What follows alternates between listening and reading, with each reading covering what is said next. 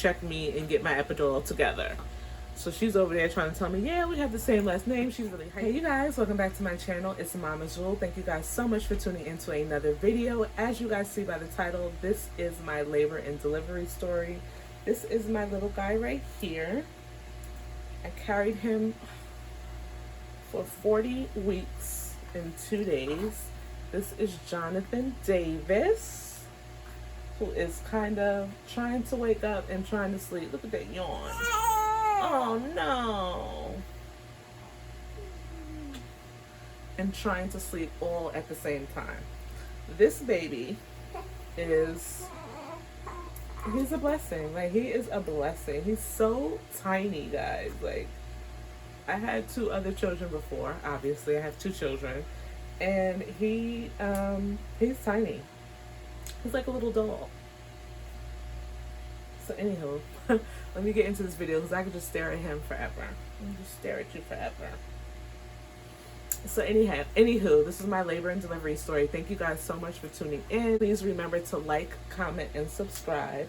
So Jonathan was born on August 7th in the morning at 2:21 in the morning. Prior to having him, I had gone through 2 membrane sweeps, and if you don't know what a membrane sweep is, it's basically your doctor going in your vaginal area, trying to pull down your cervix to naturally induce labor. Now, depending upon your doctor, they'll offer that to you. I've never been this far along in pregnancy before. My first pregnancy was a C-section, and then my second pregnancy was a VBAC. And for my VBAC, my doctors did not want to do anything to try to induce labor. They didn't want to do a membrane sweep. I didn't even know anything about a membrane sweep. They wanted to have me go into labor naturally, which thankfully I was able to do. I will insert that video if you guys are interested. So this time around, I had already proven that I was able to have a successful vaginal birth. And because my doctors, some doctors, depending upon your doctor, if you did have a previous C-section, they don't want to do anything to medically induce labor. So they don't want to give you any Pitocin and stuff like that to induce labor because they fear that you can have what's called a uterine rupture and bleed out, and that can cause death to you and also death to your baby. So the only method my doctor was willing to use was the membrane sweep. So like I said, I had 2 membrane sweeps 2 weeks in a row, and both were unsuccessful. With the first one, I did start losing my mucus plug. 3 days after I had the membrane sweep, I did start to lose my mucus plug. If you guys hear noise, my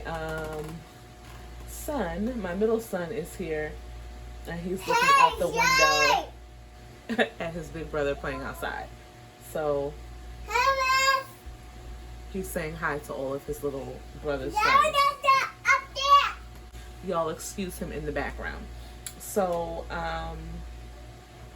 like I said, the doctor was not willing to put me on any medication at the hospital or anything like that to induce labor. He wanted me to go into labor naturally. So the membrane sweep was my only option aside from going naturally for this baby to come out.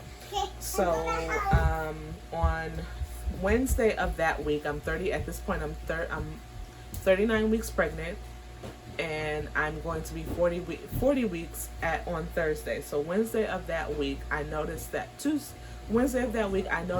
baby, excuse my big one, my small one, I noticed that the baby's head seems like it's in the birthing canal because I don't feel the pressure of the baby's head being on my pelvis or anything like that. So I'm feeling good. I'm not wobbling around. I'm able to stoop over, pick things up with no issue. Like, it was the best feeling in the world. It just felt really good just to have that relief. Like, I was just able to do a whole lot more, or feel comfortable doing a whole lot more than I was previously. And I don't know what I could attribute that to. I was doing like bouncing on my birthing ball and things like that. I don't know how to explain that. But anyway, by Friday, so at this point on Friday, I'm already past 40 weeks. I'm 40 weeks in a day. I notice around 9 or 10 o'clock in the morning that I'm starting to have contractions. I go to Target, I'm with my kids, walking around Target, getting some things that we need for the house, and I'm contracting. The contractions are not crazy at all. They are close together though, which I thought was kind of strange. I'm like, dang, these contractions are pretty close together, but they're not crazy to where I feel like I need to go to the hospital or anything like that. They're very light. I know that they're there, but I can walk, talk, and do all the things in between, do all the things while it's happening. So I remember my oldest son was like super helpful in Target. He was picking stuff off the shelves for me. He was putting things on the belt at checkout, putting things back in the cart after checkout when we went to the car. He put everything in the trunk for me. And this is totally, he is helpful, but he is not helpful like that. So I was like, wow, this is great. I don't know how he's going to be now, but it was great at that time. He didn't know anything that was going on as far as what I was experiencing or anything like that. So I just thought that was really cute that he was doing that. We went to get breakfast, and then I took my kids to the playground. So all of this time, I'm contracting on and off. And I would say the contractions are probably like 5 to 7 minutes apart. But again, guys, they're not strong enough to make me feel like I have to go to the hospital or anything like that. So after we leave the park, I noticed that the contractions have subsided. So that's about 12 or 1 o'clock. I go home, I have no contractions, so I'm like, okay, cool, everything is good. So 4 o'clock comes, and the contractions start again. And again, guys, they're close together, about, I would say, 5 to 7 minutes apart. They're not extreme at all. They're like the same thing I felt earlier in the day. So I'm just doing whatever, walking around my house, cleaning up, playing with the kids, cooking, eating, whatever. Around 6 o'clock, the contractions stop. My husband comes home at 7, and I swear, as soon as he walks through the door, the contractions start again. But again, now this is like on and off for like the 3rd time today, so I'm not, again, really thinking anything of it. They are about, I would say at this point, probably 3 to 4 minutes apart. And I'm able to eat. We're eating hot wings, we're watching TV, we're talking, everything is fine. I'm not, feeling any crazy discomfort or anything like that at all.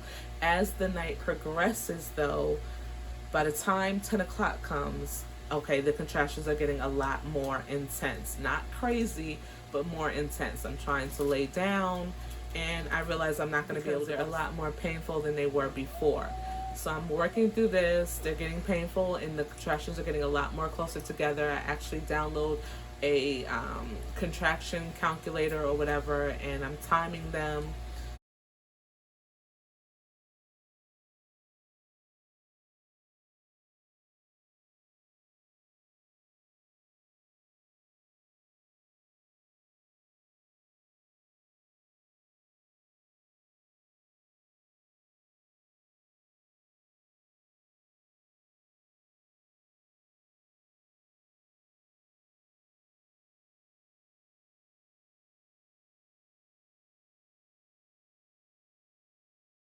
I think they're probably like 2 to 3 minutes apart. They're getting more intense. I decide, let me go ahead and take a shower to try to see if I can alleviate some of the pain. I take a shower, nothing happens. I said, okay, let me try to take a bath. This is around like 11, almost 12 o'clock at night now. So I know that they're getting way more intense, and I'm trying to do whatever I can to kind of like alleviate the pain. Just literally smiled and then frowned.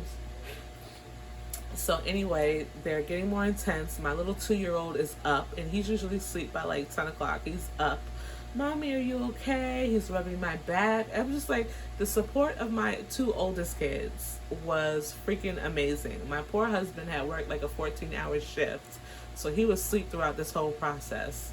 And my little 2-year-old is just like, are you okay? He's rubbing my back and everything. I thought that was so sweet. So after I come out of the bath, I tell my husband, listen, I need to go into the hospital. Like, they're intense. If anything, I don't know if I'm in labor, but if anything, maybe they can just give me something to take the edge off, because the pain is like getting worse and worse. So he calls one of our good friends. She comes over. I'm literally in my bathroom trying to like, I have the urge to push. So I'm like, oh, trying to push in the bathroom. Not that I'm thinking the baby is coming out. I'm just, responding to how my body is feeling. So we are outside, and I remember my friend saying, Jessica, like, get in the car. Like, you don't want to have the baby out here. And I'm like, in my head, I'm like, girl, I'm not going to have the baby out here. But I'm like, all right, it's just so painful. I remember telling her it's just so painful. So I get in the car, and the hospital is like 30 minutes away. We get in the car. I'm like hugging the back seat. I'm in so much pain, trying to just like get comfortable with the contractions, trying to just clear my mind and just deal with the contractions when they come. I remember at that point, I had called my doctor, and I told my doctor what was I told the person who answered the phone what was going on. She's like, okay, I'm going to tell your doctor. I'm assuming you're on your way to the hospital. I'll call your doctor and let them know what's happening. So this is a 30-minute ride.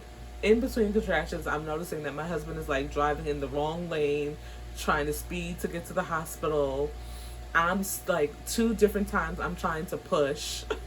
Like, just my body feels the urge to push, so I'm trying to push. Not like I'm trying to have the baby in the car, but I'm just, like I said, going with the flow of what my body's trying to do.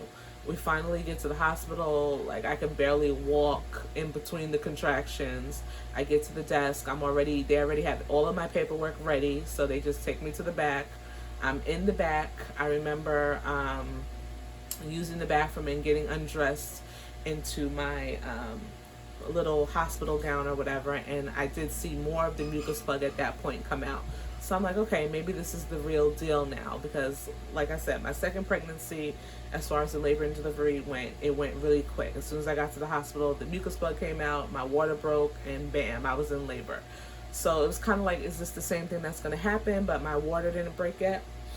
So the nurse is like, Jessica, are you okay? Because I'm in the bathroom for like 20 minutes, guys, trying to work through these contractions.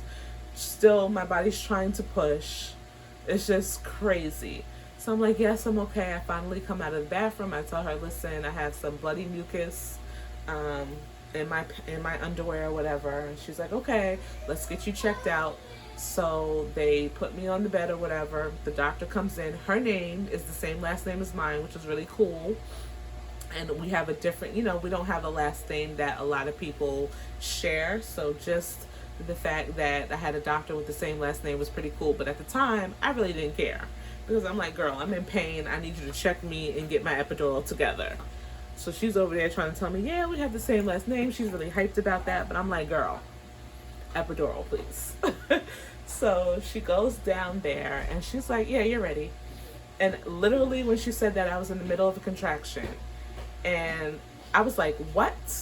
She was like, you're ready. I'm like, I'm 10 centimeters dilated. She's like, yes. She's like, I don't even think you're going to have a time to do the epidural. So I'm like, oh my God, are you freaking sitting here telling me that I'm about to have this baby with no medication? I was like, y'all can't give me anything? She was like, no.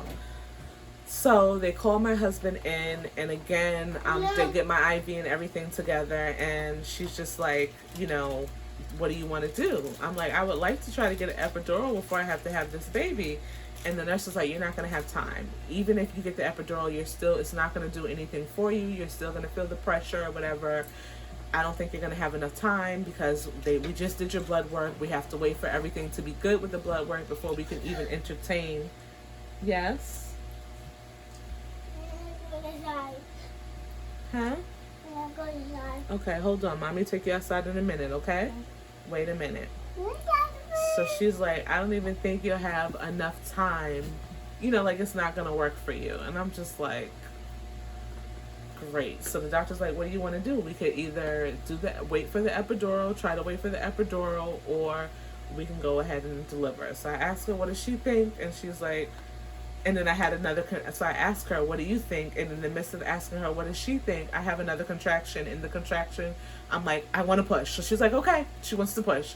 So literally all of the people come in the room at this point. The doctor that's over her comes in the room, and they're like, okay, whenever you're ready, whenever you feel the urge that you want to push, let's start pushing.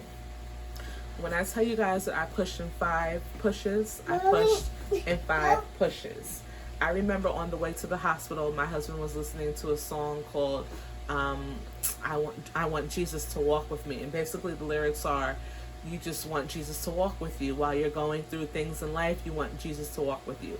So the whole time that I'm gearing myself up mentally to have this baby without any medication, the whole time while I'm, pushing my 5 little pushes, that song is just replaying in my head. And before I know it, this little baby is here. So this baby came out. They gave us skin to skin. They're stitching me up. Thankfully, I only had a small tear. He came out, like I said, in 5 pushes, guys. I don't even think we were at the hospital for more at that point than 30 minutes. Honestly, I was still in triage. I wasn't even in the labor and delivery room. I was in the triage of the hospital, and I had him. And the nurses were just like, oh my God, you're a rock star. Like, they were just so supportive of the fact that this woman just had this baby natural and totally came in here wanting to have medication and the whole thing, and I had the baby natural.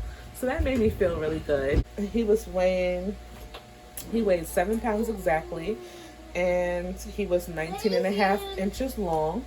He didn't even cry. I guess they had to took him a couple of seconds to cry, but he came out totally fine. And I just remember looking at my husband and saying, can you believe this? Like, can you believe this? And his story is that he was waiting, and they told him, okay, it's time to go. So when he came into the room, he was thinking that, you know, maybe she's going to be admitted or whatever. He had no idea that I was ready to push. Okay, we were totally unprepared. And it was just a beautiful experience, guys. This has been my easiest labor. As far as the pain is concerned, I really have to tell you that pushing him out, I just felt like I had the urge to push. And I felt the pressure. I didn't feel any pain or anything like that pushing him out. And I was really surprised at how quickly he came out. But like I said, I really didn't feel any pain. So yeah, I just felt no pain, no pressure. No pain, just really pressure. And I will tell you, having now had 3 kids, he is my easiest delivery, and thus far he's been my easiest recovery as well, and probably my most calmest zen baby that I've had. I will be letting you guys know. I will be filling you guys in on our recovery, letting you know where we're at, what's going on. But yeah, that is my labor and delivery story. I hope that you guys enjoyed. Please remember to like, comment, and subscribe. And he and I, will see you in our next video. Bye-bye. Say bye-bye.